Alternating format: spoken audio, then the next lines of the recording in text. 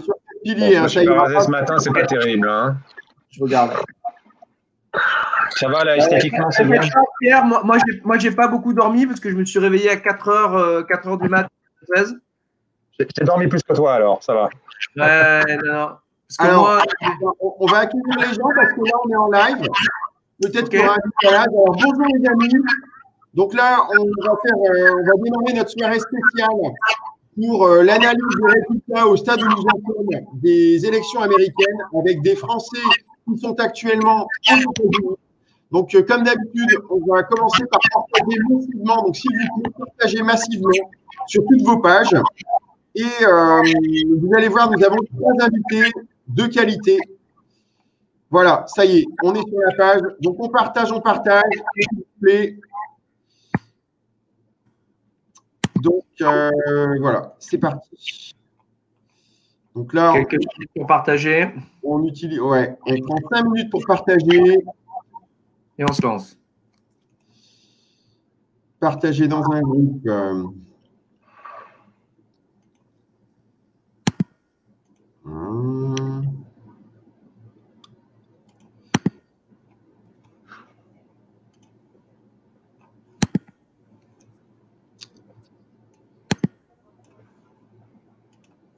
Donc là, j'ai partagé tous les groupes de 4 piliers. Ou pas à partir de mes pages aussi. Page personnelle. Il y a un peu d'écho là quand l'un de vous parle. C'est voilà, c'est normal. Ah, d'accord. Ouais, il y a même mon écho. Yac. Loïc, j'ai partagé de mon côté. N'hésite pas à me couper le micro, mais c'est peut-être moi qui vais faire l'introduction de Pierre. Oui, fais l'introduction, je te laisse présenter Pierre pendant que je continue à partager. Hein. Ok. Merci à tous d'être présents sur ce live donc du Parti 4 piliers, Loïc Roussel et Sébastien Ney. On a voulu, malgré l'absence de résultats définitifs, discuter un peu de cette élection avec vous et vous donner un petit peu un retour sur l'ambiance aux États-Unis. Donc moi-même, pour ceux qui ne me connaissent pas, donc Sébastien Ney, je dirige le mouvement 4 piliers, mais j'ai aussi une histoire particulière avec les États-Unis puisque je suis franco-américain. J'y ai vécu un peu moins de 10 ans. À New York principalement. J'ai encore beaucoup d'amis de cette époque, dont Pierre qu'on reçoit, que je vais vous présenter dans une seconde. On va avoir aussi d'ici une demi-heure Édouard Biron qui est en Californie du Sud et un peu plus tard avec nous Franck Bondry qui est en Floride. Voilà. Donc mon histoire avec les États-Unis, c'est donc ma double nationalité. Le fait que j'ai encore des affaires là-bas, une petite firme immobilière, j'ai des activités entrepreneuriales entre la France et les États-Unis. Et avant le Covid, j'avais l'opportunité d'y revenir assez souvent. Bien évidemment, la pandémie à l'heure actuelle m'empêche d'être aux États-Unis. Donc, on a voulu inviter donc trois représentants de la communauté française ou franco-américaine là-bas. Et on commence avec Pierre. Pierre va se présenter, mais c'est un avocat à New York très connu dans la communauté française. Il s'est souvent occupé de défendre des causes qui avaient trait aux Français de l'étranger. Il a son opinion bien tranchée aussi qu'il partagera avec vous sur la scène partisane américaine. D'ailleurs, il a aussi des opinions assez proches des nôtres aussi sur la scène française, mais on va se concentrer sur les élections américaines. Il nous parlera de la manière dont il ressent un petit peu cette élection depuis New York et comment il vit cette incertitude depuis quelques heures. Voilà. Pierre, je te laisse la parole. Peut-être tu peux commencer par te représenter et puis, avant même de rentrer dans l'analyse et de débattre avec nous, juste de nous donner ton ressenti sur le terrain, sur l'ambiance à New York depuis 24 heures. Bonjour à tous. Sébastien, merci beaucoup de l'introduction. Je suis très honoré d'être parmi vous. Je vais juste corriger Sébastien sur une chose en particulier sur les questions de conviction politique. Un avocat qui fait beaucoup de contentieux, en particulier contre la France sur tous ces sujets, en général, doit être extrêmement prudent sur la promulgation d'opinions politiques. Je ne ferai je n'exprimerai aucun soutien en particulier d'un côté ou de l'autre de l'échiquier du côté américain. Je me regarderai bien sûr évidemment du côté français, puisqu'on est, de toute façon c'est pas le sujet aujourd'hui. Par contre, il y a une chose qui est probablement importante, avec bien sûr un angle assez juridique dans cette histoire. C'est où est-ce qu'on va là depuis ce matin? parce que c'est quand même, il y a plein de scénarios et bien évidemment, le réflexe français, on va dire, va être de dire, bon, à un moment donné, il faut que l'élection soit tranchée dans les urnes. C'est pas tout à fait ça quand il s'agit des États-Unis, puisqu'on a déjà eu cette expérience en 2000 avec l'affaire Bush v. Gore, donc on va probablement aller dans ce sens à l'heure où nous parlons. Alors, très rapidement sur, on va dire, il y a quelques jours, du fait de la pandémie, il y avait fondamentalement 3 scénarios, dont un était pas du tout réaliste, mais qui n'était pas complètement hors sujet, puisque la pandémie, avec l'apparition du vote par correspondance, qui est, même s'il est autorisé aux États-Unis, est quand même assez minoritaire dans la majorité des États. Donc là, il y a eu un afflux tout neuf du vote par correspondance, qui est très nouveau donc aux États-Unis, premièrement, et également du fait de l'accroissement constant depuis longtemps du vote anticipé, la somme totale des votes, qui est un univers qu'on contrôle très bien en France, puisque c'est en gros la liste INSEE, pour faire simple. Elle n'est pas du tout bien contrôlée du côté américain, puisque l'organisation des élections est quelque chose de très local, très décentralisé. Donc, le scénario, on va dire, de la vague rouge était un scénario possible, puisque l'univers était totalement inconnu, mais c'est sûr qu'il n'était pas réaliste quand on regarde les sondages. Il restait donc 2 scénarios, le scénario d'un deadlock ou d'un espèce de truc bloqué, et un scénario de vague bleue. Bon, au moins, on a compris une chose. Et le scénario de la vague bleue, je peux vous dire que les sondages en ont fait toute une tapée depuis, on va dire, des semaines. C'était le scénario prévu. Je veux dire, quand Sabato vous dit, c'est plus de 60 votes électoraux pour Biden demain matin. Il fait ça sur la base de sondages. Les sondages sont, ils sont plantés une fois de plus. C'est quand même le premier gros enseignement extrêmement simple et extrêmement rapide de l'affaire. On n'est pas du tout dans une situation de vague bleue. Ça se voit sur même les résultats qui ne sont pas définitifs, en tout cas au niveau de la présidentielle. Ça se voit aussi beaucoup au Sénat. Les démocrates ont raté leur coup au Sénat. C'est quand même dingue. Enfin, on pensait que Schumer serait les doigts dans le nez le majority leader. Eh bien, pas du tout. À part un républicain dans le Colorado, dans un État avec une dynamique très particulière, eh bien, pas du tout. Nous voilà avec la majorité des républicains qui ont maintenu leur siège, un runoff, c'est-à-dire une partielle qui va recommencer dans un autre cycle à la fin décembre, qui est en Géorgie, qui va donc donner une incertitude, qui va préserver l'incertitude sur le Sénat. C'est que le vice-président élu sera le président du Sénat, ce qui veut donc dire qu'il y a une voix qui reste comme ça jusqu'au dernier moment. Donc, on va être dans une histoire de 51-49 dans un sens comme dans l'autre. Ça peut très bien aller dans les 2 sens. Et résultat, on va avoir une situation où celui qui est élu à la Maison-Blanche va avoir beaucoup de mal à faire sortir des textes du Sénat. Si on assume une victoire Biden, ce qui se précise d'heure en heure en ce moment, étant donné les derniers trucs qui viennent de tomber ce matin, je veux dire, le Biden, il va avoir du mal à sortir des textes du Sénat. Faut quand même, c'est quand même une chose qui est assez importante. Et contrairement à la France, petit rappel, le bicaméralisme américain, c'est du vrai bicaméralisme, c'est-à-dire que la Chambre n'a pas le dernier mot, contrairement à la France. Et donc, ça veut dire que il faut se faire les 2 chambres. Donc voilà, donc il y a cette situation-là. Le fait que la Chambre soit préservée démocrate, il y avait quand même des prévisions à plus 10, plus 15 sièges du côté démocrate. On n'en est pas du tout là. Il veut donc dire que du côté des sondages, il y a quand même un sacré problème. Alors d'accord, il y a le problème de la pandémie, c'est difficile de projeter, etc. Mais enfin, ça, on l'a entendu depuis le Brexit. Bon, ça commence à faire un peu vieux comme histoire. Donc il y a vraiment un problème.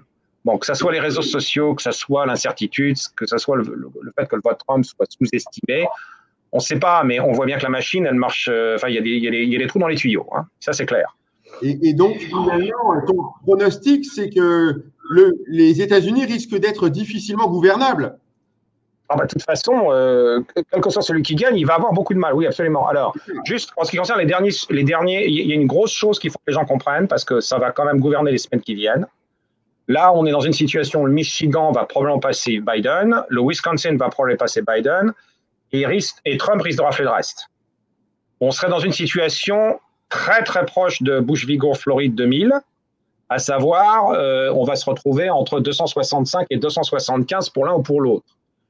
Si on est dans ce scénario-là, même si cet après-midi, il est fort probable, on va dire possible pour le moment, pas probable, que les chaînes de télévision projettent le gagnant après, en gros, que le Michigan et le Wisconsin soient achevés, il pourrait se préciser dans les heures qui viennent, et à ce moment-là, il y aura une projection, admettons qu'il y ait une projection sur Biden, juste pour vous donner un scénario. Il est absolument évident que la campagne de Trump se précipite au tribunal, va challenger Michigan, Wisconsin et tout autre État, probablement même l'Arizona d'ailleurs, parce qu'on est très très proche dans l'Arizona aussi, et va aller challenger les résultats dans les 3 États. Donc on va risque d'avoir Bush v. Gore x3, vous vous rendez compte? Donc vous aviez le spectacle en 2000, ça va être encore mieux. On va avoir une bagarre incroyable, quoi. Il va y avoir. Alors, il faut savoir une chose, c'est que en temps normal, c'est très compliqué de challenger un résultat parce qu'il faut vraiment un écart minuscule. Le problème qu'on a là cette fois-ci, qui est un problème qui n'est pas connu en France, parce que la France a rejeté le vote par correspondance depuis 1973. Aux États-Unis, une incertitude provenant des votes par correspondance est significative puisqu'on n'a jamais vu un montant de vote par correspondance aussi important. Et je peux vous dire, pour avoir fait du contentieux sur un cas de vote par correspondance en 2009, c'est une mine d'or, le vote par correspondance, pour faire du contentieux. Une vraie mine d'or. Ah, c'est extraordinaire. Vous pouvez y passer des semaines, des mois. Bon, le problème, c'est qu'aux États-Unis, il y a un léger, délicat problème qui est que le 20 janvier, il faut une résolution. Il y a même un délai le 8 décembre pour les certifications par État. Il y a 2 recours que Trump peut faire. Premier, il vous lance 3 procédures sur les 3 États. On va dire, allez, juste pour rigoler, l'Arizona, le Michigan et le Wisconsin. Ça traîne dans les tribunaux.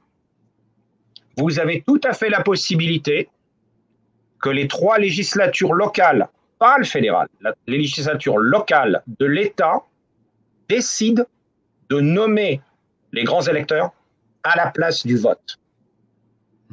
Il s'avère que dans le Wisconsin, dans le Michigan et la Pennsylvanie, je n'ai pas vérifié dans l'Arizona, mais je crois que c'est mal barré pour l'Arizona, mais dans ces 3-là, si on avait par exemple des contentieux là-dedans, les 3 législatures sont républicaines, ce qui veut donc dire qu'ils peuvent, alors sauf l'un d'entre eux qui est, je crois, il me semble le Michigan, où le Sénat est démocrate et la Chambre est républicaine. Mais comme il y a plus de représentants qu'il y a de sénateurs, le coup pourrait se jouer quand même, avec des chambres qui désignent les grands électeurs avant le 8 décembre. Donc on a des scénarios dingues. Et je peux vous dire que les chambres républicaines, elles ne vont pas hésiter une seconde. Si politiquement c'est calculé comme risque, absolument. Donc on a des tas de scénarios où cette histoire va traîner. Parce que là, dans le cas que tu es en train d'expliquer, je pense que le camp démocrate n'accepterait pas aurait l'impression de se faire voler l'élection. Est-ce que tu penses que ça peut déboucher sur de la violence? C'est très difficile à dire. Tout le monde s'était barricadé, je crois, à Washington, à New York, tout le monde s'est barricadé depuis hier. Moi aussi, d'ailleurs, on est allé faire les courses 2 jours avant pour s'assurer qu'on avait les provisions. Je veux dire, il ne se passe rien parce que pour le moment, il n'y a pas d'enjeu. Il n'y a pas de résultat d'annoncer, il n'y a pas de contentieux d'annoncer. Alors, si on est dans une situation, il y avait quand même, c'était un peu léger à certains moments en Floride en 2000. Hein, moi, je suis aux États-Unis depuis 1986, ça fait 34 ans que j'y suis. Je peux vous dire que il y a des moments où c'est un peu chaud, oui, effectivement. Alors, mais ça va se préciser plus tard. Et c'est sûr que l'accusation de voler l'élection, mais attendez, mais elle va surgir des 2 côtés. C'est déjà le cas du côté républicain. Les 2 vont utiliser l'argument, c'est évident. On est dans une situation, là où les sondages se sont plantés, c'est qu'ils ont complètement raté le coche sur le fait que le message démocrate, il passe pas de façon décisive. C'est ça le grand enseignement d'hier soir. C'est que ça passe pas. Alors ça va passer si par exemple Biden passe, mais alors vraiment ric et rac, attendez, mais le Sénat divisé, il passe ric et rac pour la Maison Blanche, la Chambre, bon ça c'est réglé parce que ça fait longtemps que la banlieue avait changé, avait passé Kazakh de l'autre côté. Mais vous avez quand même une situation qui est extrêmement divisée où le message démocrate, ben, il y a des chiffres qui commencent à sortir qui sont hallucinants. Les minorités hispaniques que Trump avait gagné de X% parce qu'il les a gagnés en 2016, l'écart Clinton-Trump de 2016 a doublé hier. Doublé. C'est pour ça que la Floride a doublé son écart par rapport à 2016. Mais c'est du... Enfin, je veux dire, j'étais... Mais les fesses par terre quand j'ai vu ça. Ce qui veut donc dire qu'il y a clairement quelque chose, il y a certains endroits où ça passe pas. Il y a un vrai renversement dans les habitudes de l'électorat. C'est vrai que les minorités votaient systématiquement démocrate et c'est plus le cas en fait. Ben moi je me demande si ça va être... C'est pas le cas depuis longtemps. Parce que le problème de cette affaire, c'est que c'est pas juste la classe ouvrière. Il y a un éloignement, on va dire, entre bon, mais ça, c'est une remise en cause du Parti démocrate que le Parti démocrate doit se faire. Le Parti républicain aussi, hein, le Parti républicain, il perd les femmes. Bon, mais attendez, il y a quelque part, on va trouver des chiffres sur les Noirs qui étaient quoi, à 18 ou 19%, qui ont voté Trump la dernière fois. On va probablement trouver un chiffre qui va passer au-dessus de 20, hein, à 25. Oui, c'est ça. Ça veut dire qu'il y a quelque chose qui passe pas. Alors après, vous avez les zones urbaines, vous avez les zones comment dire, les banlieues, les milieux aisés. C'est le corpus démocrate, il a jamais changé. Enfin, il y a pas de modification. La raison pour laquelle l'Arizona est passé sans trop coup ferré hier soir, encore que le parcours est possible. L'Arizona a bénéficié d'une immigration significative de la Californie depuis des années. C'est pour ça que l'Arizona a flippé, d'une certaine façon. Bon, alors. Faut voir, mais premier enseignement d'aujourd'hui, c'est clair, c'est que la vague bleue, c'est même pas une vaguelette. Hein, déjà. Ce qui laisse bien sûr, et le Trumpisme en tant que mouvement n'est clairement pas un accident. Si vous trouvez encore des gens en France qui disent que mais non, Trump c'est un accident en 2016, désolé, ce coup-là, c'est fini. Hein. Oui, c'est ça. Voilà. Donc en fait, si je résume tous les enseignements, c'est les instituts de sondage ne sont plus fiables. 2, ça fait longtemps qu'elles ne le sont plus, hein, mais bon, ça c'est autre chose. La presse est assez partisane et je pense qu'il y a de moins en moins de lecteurs qui croient ce qui est écrit dans la presse. Et puis 3, parce que je crois que les démocrates ont mis beaucoup plus d'argent sur la table que les républicains. Et contrairement à ce qui se passait précédemment, je crois que l'argent, ce n'est plus vraiment la garantie du succès. Alors, on l'a vu, c'est en 2016. Hein, la campagne de Trump en 2016, en fait, avait dépensé beaucoup moins que les campagnes d'avant et il a gagné. Donc, ça veut dire que l'argent n'est plus le vecteur qu'on croyait. Ça, c'est sûr. Ensuite, vous avez la question c'est pas une question d'argent. On voit bien que si la doctrine Trump, s'il y en a une, n'a pas quitté le pays, bien au contraire. Bon, ce qui soulève plein de questions, d'abord du côté américain, et puis probablement aussi du côté européen. Puisqu'on voit bien quand même que cette doctrine-là bon, les partisans sont les partisans, on va dire, si on peut appeler ça le Trumpisme, c'est encore à définir, n'ont pas disparu, loin de là. En tout cas, c'est absolument pas leur disparition programmée ne s'est pas effectuée. Après, admettons que Biden survive d'abord au comptage, ensuite au challenge juridique, ensuite aux 3 ou 4 législatures qui vont essayer de faire basculer le résultat. Le vote conservateur de l'Amérique, on va dire, c'est même plus d'ailleurs conservateur au sens traditionnel du terme, c'est le vote rural, le blue collar, les classes moyennes qui se font massacrer par les délocalisations. Le problème n'a pas disparu. Je vais essayer de rebondir sur certains commentaires. Je te remets le micro, Sébastien. Donc, on a Roland Lombardi qui nous dit qu'il félicite Sébastien pour l'organisation du live. Jean-Marie qui nous propose de balayer devant notre porte ici en France plutôt que de s'occuper des élections des autres. Mais c'est vrai que les élections américaines, c'est vrai que les Américains sont quand même des précurseurs et ce qui se passe aux États-Unis, souvent, ça nous arrive très peu de temps après. Et puis, j'ai Jean-Claude qui nous dit « Les sondages n'apparaissent-ils pas comme un instrument de propagande pour inciter un camp ou un autre à se mobiliser pour voter ?» Sébastien, tu réponds ou non? Oui, très rapidement. Alors, sur les sondages, on le sait, côté français, effectivement, ils peuvent orienter le vote et le manipuler. Un peu moins aux États-Unis parce qu'on a cette structure où finalement, l'élection finale, ça n'est pas que le vote populaire et le fait de compter des voix. C'est en fait 50 campagnes électorales différentes. Donc, c'est plus difficile d'influencer les gens. Je vais te laisser la parole, Pierre. Juste, je rebondirai sur 2-3 points sur ce que tu as dit. S'agissant du comptage des voix, effectivement, là, je suivais en même temps Michigan, Wisconsin, peut-être Nevada. Il semblerait quand même que Biden remonte. Donc, peut-être qu'au forceps, il peut gagner. Je suis d'accord avec toi sur le challenge, le défi judiciaire des prochaines semaines, parce qu'on a vu que Trump n'a même pas attendu véritablement cette incertitude. Dès le début, il avait annoncé, il avait prévu de finalement contester ces résultats. Donc, il savait qu'ils allaient être très serrés. Et la stratégie judiciaire fait partie intégrale de sa tactique politique. On verra bien.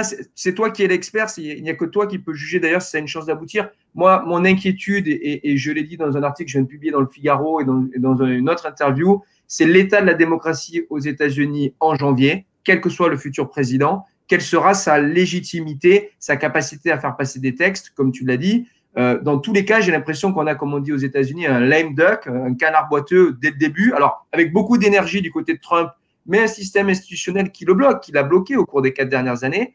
Et côté Biden, quelqu'un de vieillissant, de transition, qui pourra encore moins faire des réformes. Voilà. Je vais te laisser peut-être répondre à ces questions de nos auditeurs. Sur le problème des sondages. Le problème des sondages n'est pas nouveau et il ne disparaît pas. On voit bien que, à part l'élection de 2018 où ils avaient à peu près bien visé, 2016, 2017 et Brexit c'était juste avant, donc Brexit 2016 et 2020, ça marche pas. Donc il y a un problème de méthodologie. Ça fait des années qu'on dit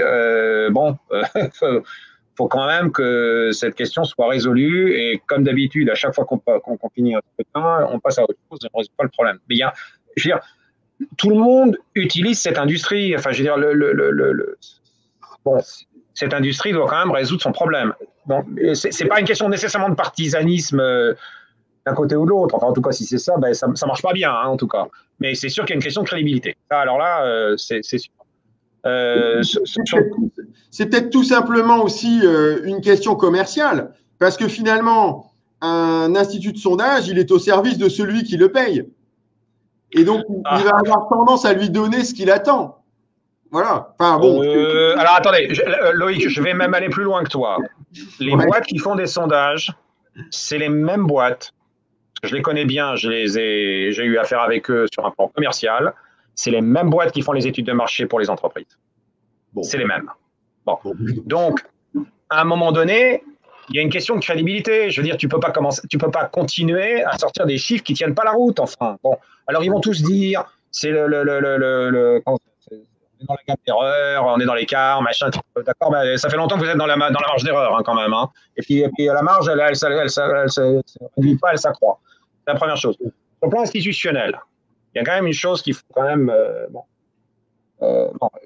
Encore une fois, je ne suis pas pro-machin, pro-truc, pro-Biden, pro-Trump, machin. Il faut quand même que les Français, c'est pas nécessairement une question de nettoyer devant sa porte, pour avoir pratiqué les recours juridiques en France et aux États-Unis, les Américains n'ont pas détruit leurs institutions. Elles tiennent toujours. Je veux dire, on n'a pas brûlé la Cour suprême, on n'a pas brûlé les chambres, on n'a pas brûlé les institutions. C'est sûr qu'elles sont un peu secouées, hein. On est tout à fait d'accord. C'est vrai que lorsque vous parlez du DOJ, par exemple, ou des agences de renseignement, bon, il y a des patrons d'agences qui, on va dire, ont au chaud aux fesses, pas dans le sens que vous croyez, enfin, dans la journée, ils ont beaucoup de mal quand même, hein, c'est sûr.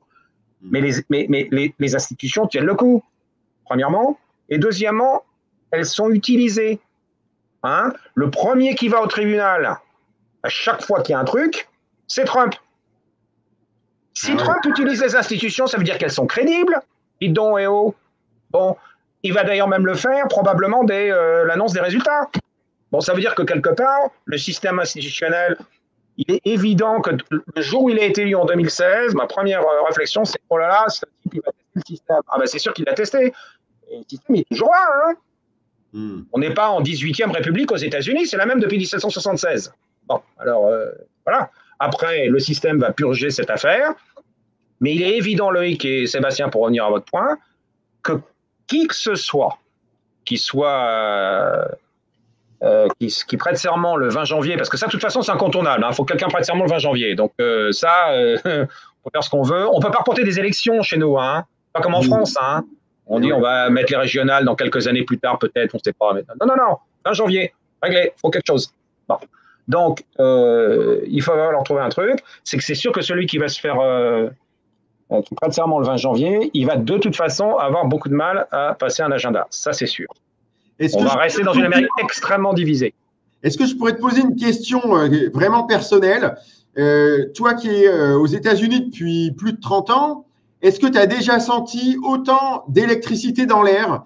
Parce que vu d'ici, on a quasiment l'impression qu'on est dans une période pré-guerre de sécession, quoi. Ça paraît très électrique. Alors, ça fait, comme tu l'as dit, moi je suis arrivé en 86. Il y a un moment où cette espèce de fièvre anti-progressiste, on va dire, et encore une fois, je n'émets pas d'opinion, j'observe, hein, parce que bon, ça fait longtemps que je suis là. La fièvre anti-progressiste, moi j'étais choqué du moment où elle est apparue, c'était en 94, au moment de l'élection de mi-mandat, après l'élection de Biden, de Clinton, excusez-moi. En 94, quand il y a eu la vague rouge de Gingrich. D'accord. Là, je ne vais pas dire la haine du système, mais la haine, oui, c'est ça, c'est un peu, il y a le rejet du système, le rejet du progressisme. Il n'a jamais quitté les États-Unis depuis cette époque-là. D'accord. C'est manifesté sous d'autres formes, hein. Il est passé, on va dire, en serpent de mer pendant les années Obama, oui, c'est sûr.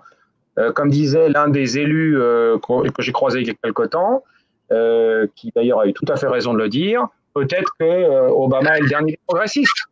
Mais oui, l'anti-système et l'anti-globalisme et l'anti-progressisme n'a pas quitté les États-Unis, au moins depuis 1994, si ça n'était pas là de toute façon avant sous d'autres formes. Et ça, il y a quand même, il faut le reconnaître, les démocrates, il y a quand même un échec des démocrates pour parler à 49% de la 50% de la population, ils n'arrivent pas. Et ce groupe-là de gens qui sont les blue collar, les classes moyennes, on va dire qui sont sensibles à la question non seulement des traités commerciaux, mais également maintenant de tout ce qui est lockdown orders à cause de la pandémie. Parce qu'il ne faut pas oublier ça, vous avez quand même aussi une révolte ici aux États-Unis là-dessus. Hein? Ah oui, et bien vous risquez d'avoir ce mouvement-là, il ne va pas disparaître. D'accord. Voilà. Mais il est là depuis longtemps. Tu n'as pas particulièrement peur actuellement, quoi. Vous savez, dans les années 1800, c'était pire.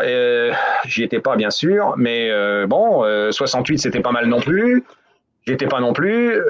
Bon, ça va secouer. Mais bon, le bateau, vous savez, hein, bon, faut pas dramatiser. Bon, c'est sûr qu'on risque d'avoir des émeutes en Floride en 2000, hein, quand c'était les recomptages à Miami-Dade. Hein, c'était pas triste non plus. Hein. Bon, bah, c'est sûr que ça va secouer, mais c'est pas, faut pas non plus. C'est pas 1862. Hein. Merci Pierre. Je crois que la parole la plus importante ce soir de Pierre, notamment pour les auditeurs de 4 piliers, la phrase qui m'a marqué, c'est quand tu as dit Obama est le dernier des progressistes. Alors attends, Sébastien, c'est pas moi qui l'ai inventé. On peut dire qu'il l'a inventé parce qu'il va forcément regarder le live et il va me le dire. C'est Olivier Piton et parfaitement raison.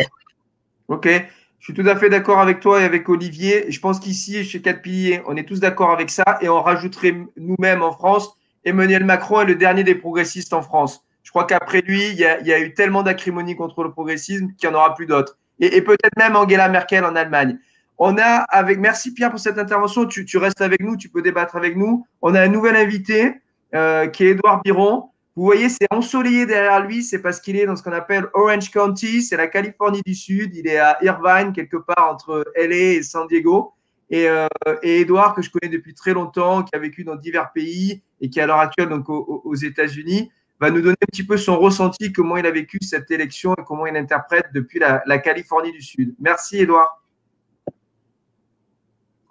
Salut Sébastien. Bon, je connais pas très bien le projet des partis des 4 piliers, hein, mais je suis très heureux d'essayer de contribuer à la connaissance mutuelle de nos deux pays et donner mon avis sur cette élection en cours. Hein.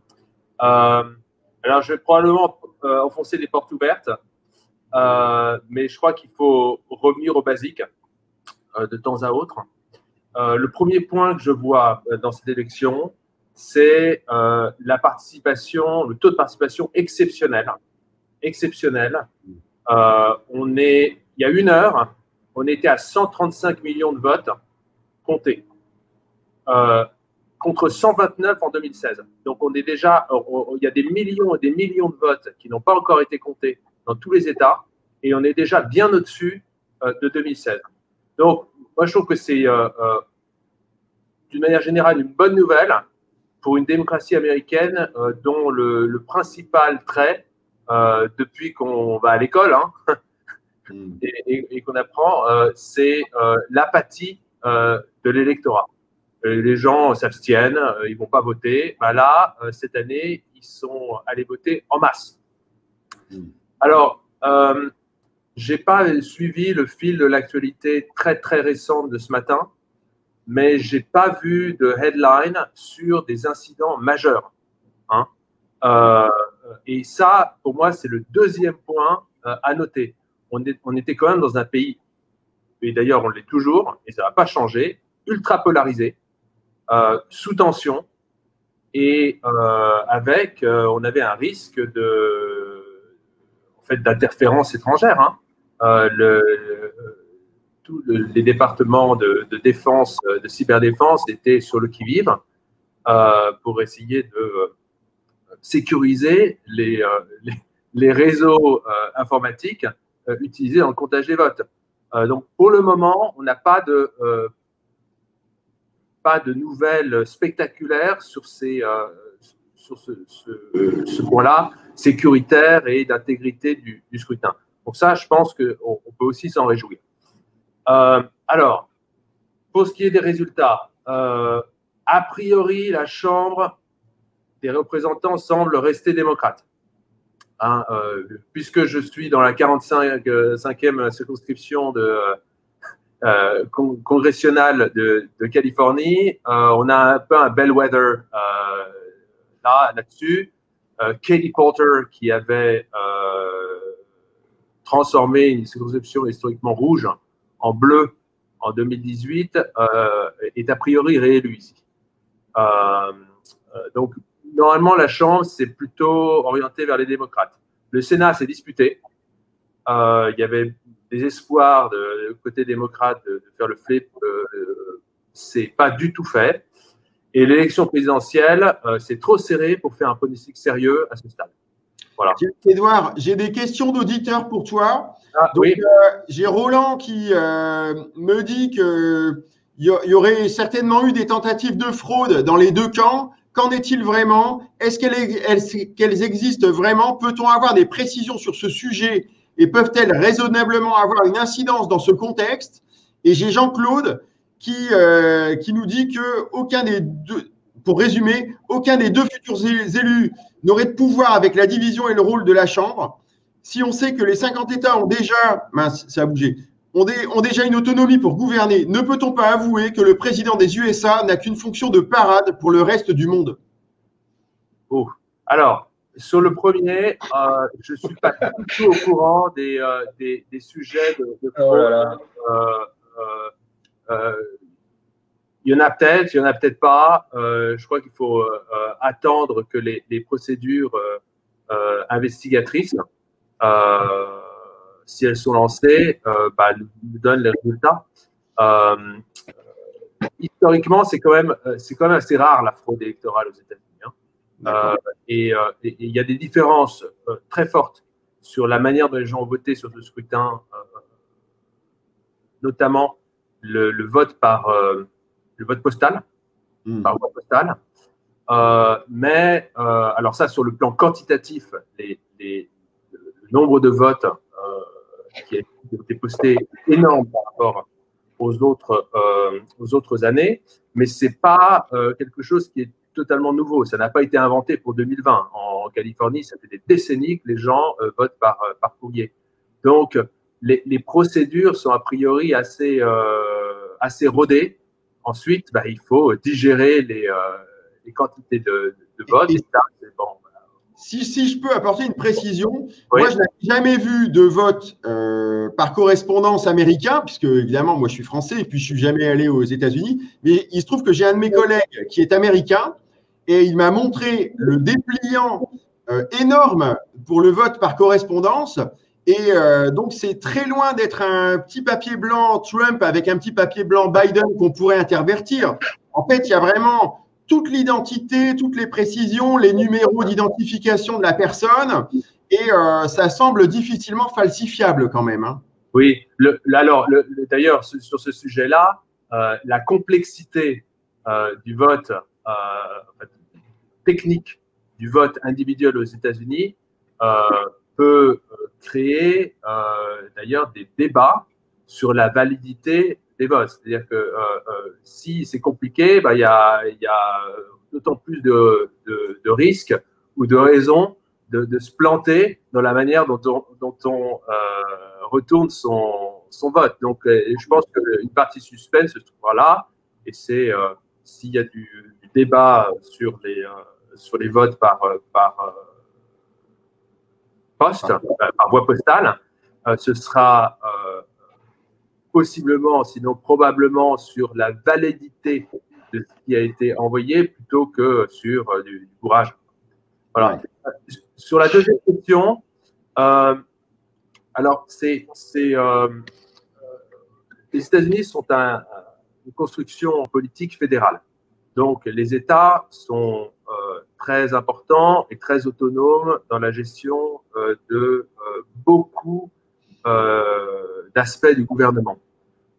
Ceci dit, depuis le New Deal, en fait, hein, ça a commencé un peu avant avec l'antitrust au tournant du dernier siècle, de l'avant-dernier siècle, mais l'État fédéral a de plus en plus de pouvoir. C'est un fait.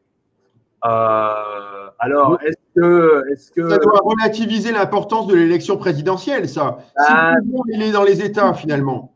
Alors, oui, c'est à relativiser. Enfin, aujourd'hui, on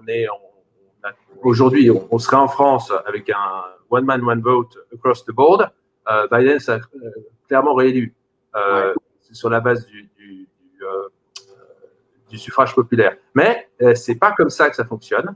Il y a eu une tentative de réforme de la Constitution en 1970 qui était bipartisane. Hein. Nixon était à fond pour élire le président au suffrage universel direct. Ça n'est pas passé et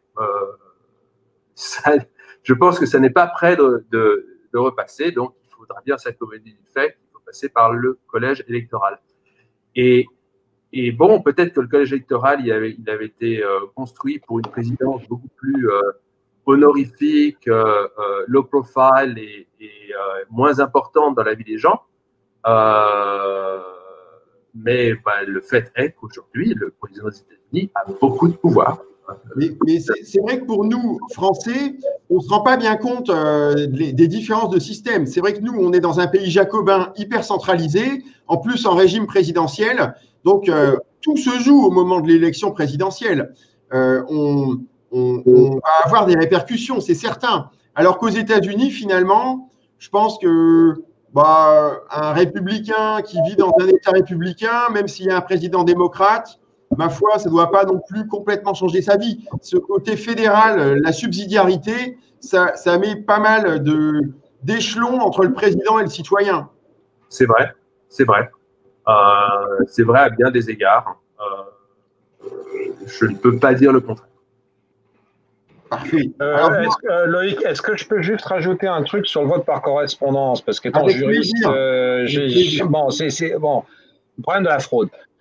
Bon, on est, je pense que j'en avais parlé un petit peu au début. Le vote par correspondance est absolument interdit en France depuis 1973. Il n'est autorisé que les scrutins.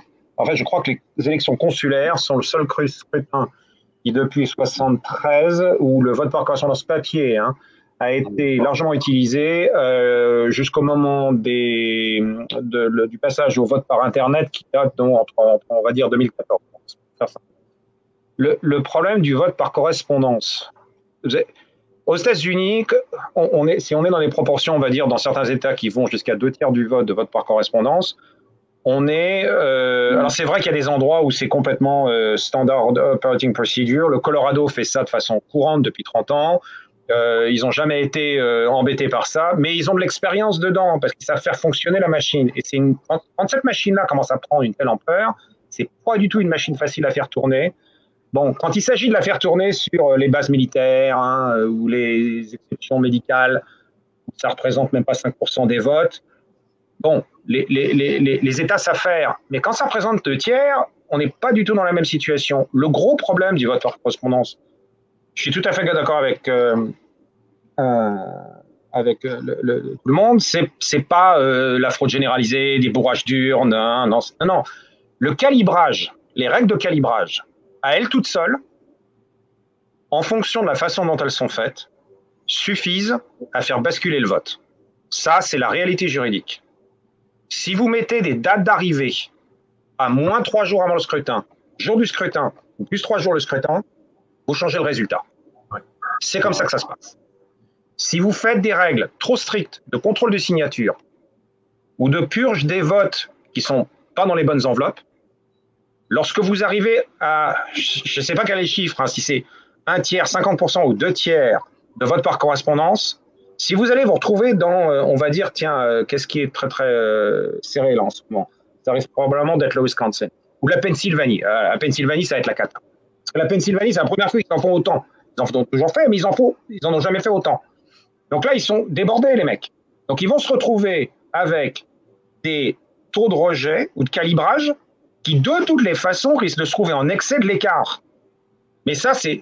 Attendez, mais tout le monde va au tribunal avec une histoire pareille. Donc ça, c'est un scénario où il n'y a pas besoin de fraude. Ça va être les avocats qui vont se marrer, quoi. Sur ce que tu disais tout à l'heure, c'est-à-dire que si ça va au tribunal et que ça traîne, ça va être localement que les grands électeurs seront déterminés, en fait. Et voilà, et ça, c'est le scénario que je laisse pour tout le monde. Bon, donc le suspense n'est pas prêt de s'arrêter. Non, du tout. Tu veux intervenir, Sébastien? Vas-y. Sébastien, je te mets un peu la parole. Non, on a Franck qui est avec nous. En réalité, il y a un chat, StreamYard, Loïc, que tu ne regardes pas. Et depuis tout à l'heure, on te demande de voir si tu vois Franck. Franck est avec nous, le prochain intervenant. Ah non, je ne le vois pas. Ah si, il est là, il est caché. Oh, je suis désolé, Franck. Ça fait un petit moment. Voilà, il est caché. Bonjour à tous. Je suis désolé, tu étais caché en bas, là, je ne t'ai pas vu. Bonjour Franck. Pas de problème, pas de problème. Ça m'a permis de vous suivre tranquillement. Franck, merci.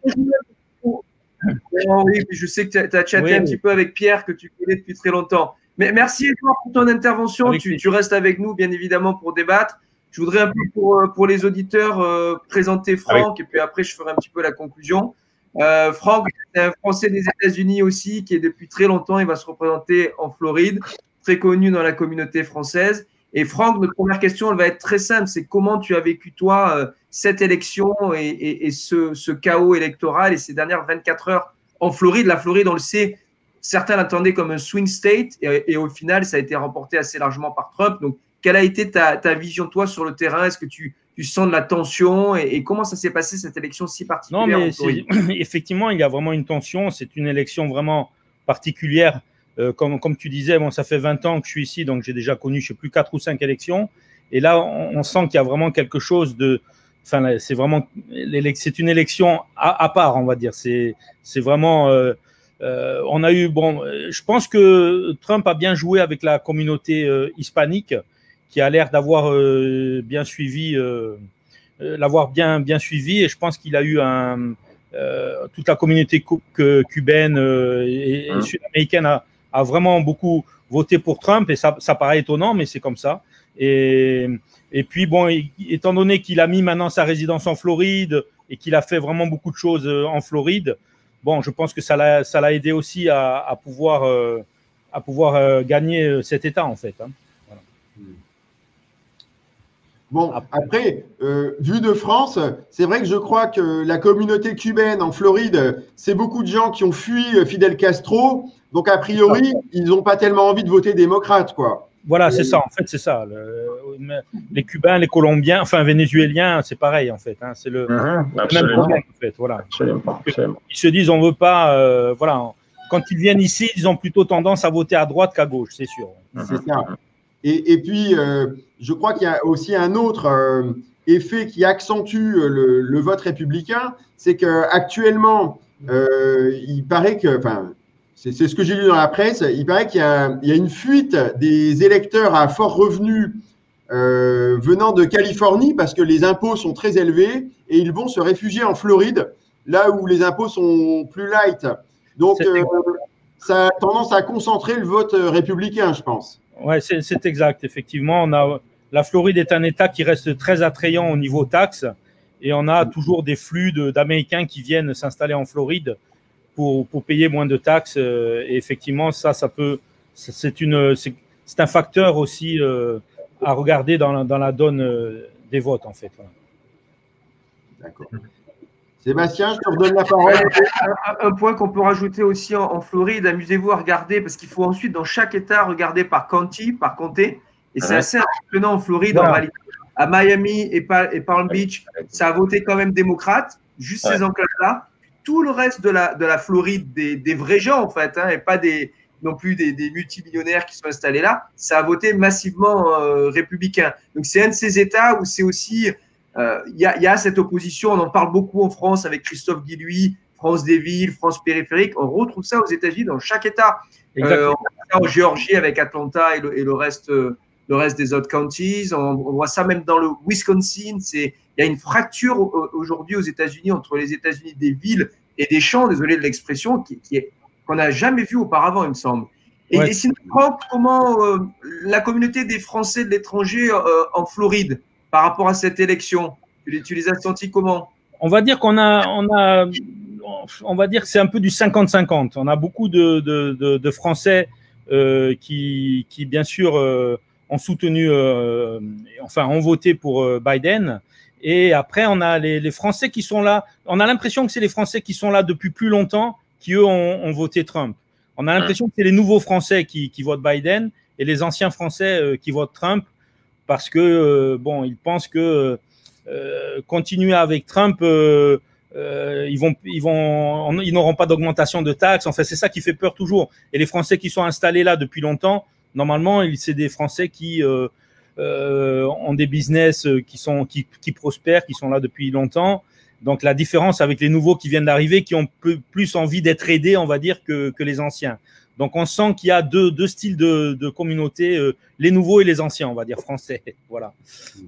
Mais comme tu disais, c'est vraiment le vote démocrate a eu lieu dans les grandes villes. Hein. Toute la Miami, Fort Lauderdale, Palm Beach, donc qui sont les trois villes les plus importantes du sud de la Floride, et Orlando sont les votes démocrates. Et après, dans tout ce qui est effectivement tous les petits comtés qui sont plus urbains, enfin on va dire hors des grandes villes, sont plus ont voté républicain. Et on voit ça presque dans tous les États aux États-Unis. Donc on voit qu'il y a vraiment une fracture entre la ville et les gens hors des grandes villes en fait. Voilà. Oui.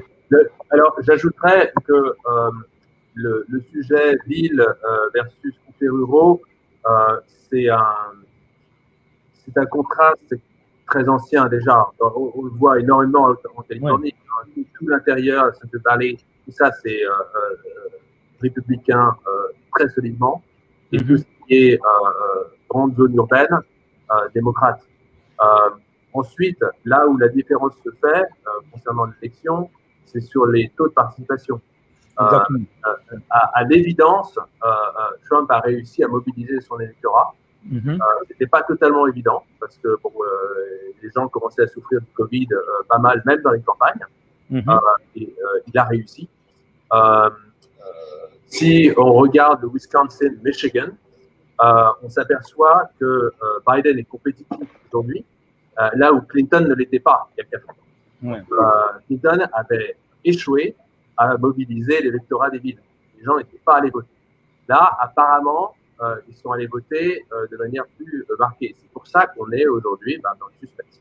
Sinon, l'élection aurait été clairement appelée, enfin, les résultats seraient connus ce matin. Ouais, je suis d'accord là-dessus. Si je peux me permettre de faire juste une mise au point sur. Je suis tout à fait d'accord avec ce que tout le monde vient de dire. En ce qui concerne le Wisconsin en particulier, apparemment, la campagne de Trump vient d'annoncer il y a 5 minutes que les recours commençaient avec ça commence forcément par une procédure de demande de recomptage. Donc ça commence. Bon, et c'est même pas annoncé, hein, vous vous rendez compte. Enfin bon, on va tomber dans un truc. Non mais voilà, c'est Bush Bigorre 3 fois quoi. Enfin, ça fait... la victoire de Biden n'a pas été annoncée dans le non, mais ils font quand même leur comptage parce qu'ils sont avec des écarts qui sont minuscules. Donc il y avait déjà une procédure. Oui, enfin bon. On tombe dans le même syndrome. Et est-ce que vous pourriez préciser, vous qui vivez aux États-Unis, les différences fondamentales pour que les Français comprennent bien, par exemple en termes de fiscalité entre le programme de Biden et de Trump? Qu'est-ce que ça change concrètement dans la vie des gens? Franck, tu veux commencer ou tu veux que je commence? Tu es un spécialiste là-dessus, donc je vais te laisser commencer. Non, mais si tu veux, vas-y. Alors, sur la base des programmes,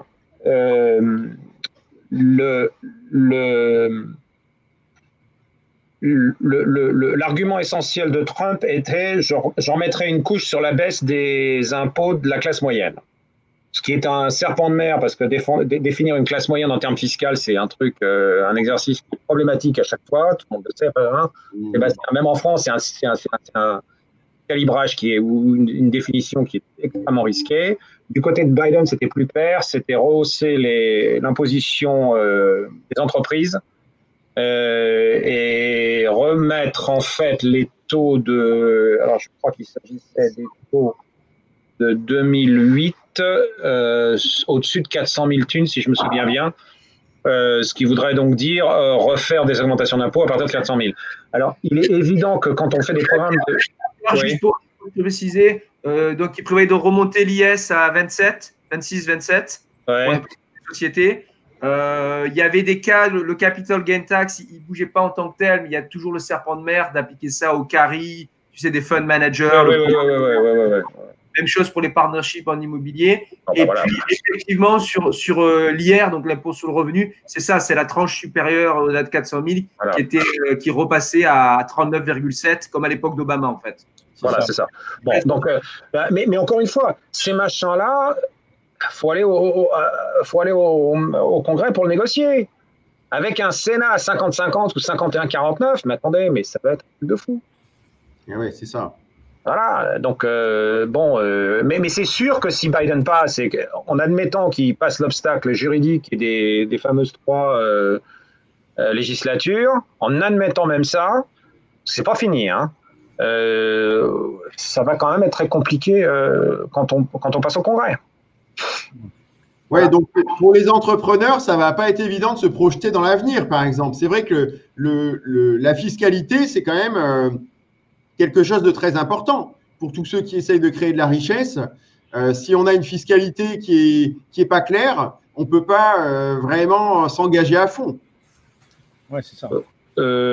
Sébastien, je sais pas si tu veux dire. Alors, sur les États, puisque Franck a très bien décrit le fait que la fiscalité des États est un facteur qui. La fiscalité, c'est l'alpha et l'oméga aux États-Unis, hein. Je veux dire, le premier truc que les entrepreneurs regardent, c'est l'intégralité des règles fiscales dans la juridiction dans laquelle ils sont. Donc, c'est bon, il y a une il y a une certaine clarté, si je peux me permettre quand même, des deux côtés. À la limite, le manque de clarté, ça serait peut-être du côté Trump si il y avait des choses à ajuster en termes de classe moyenne, parce qu'on ne sait pas ce qu'il voulait dire. Donc, voilà. Mais sinon, c'est sûr que il peut y avoir des difficultés au niveau du fédéral pour faire évoluer la fiscalité. Et ensuite, les États font leur shopping. Hein. La Floride peut continuer à être extrêmement attractive. New York, qui quand même, sur un plan budgétaire, est dans une situation, on va dire, quasi catastrophique, peut très bien se retrouver à faire passer le taux d'impôt sur le revenu de 8 à 12%. Enfin, je veux dire, on ne sait pas. Hein. On peut très bien avoir une situation comme ça. Alors, et ça, c'est un résultat direct qui vient de la pandémie, beaucoup moins que de la campagne électorale. Et ouais. Donc, Pierre, j'ai Anthony qui nous fait un commentaire auquel tu pourras sûrement répondre en tant que juriste.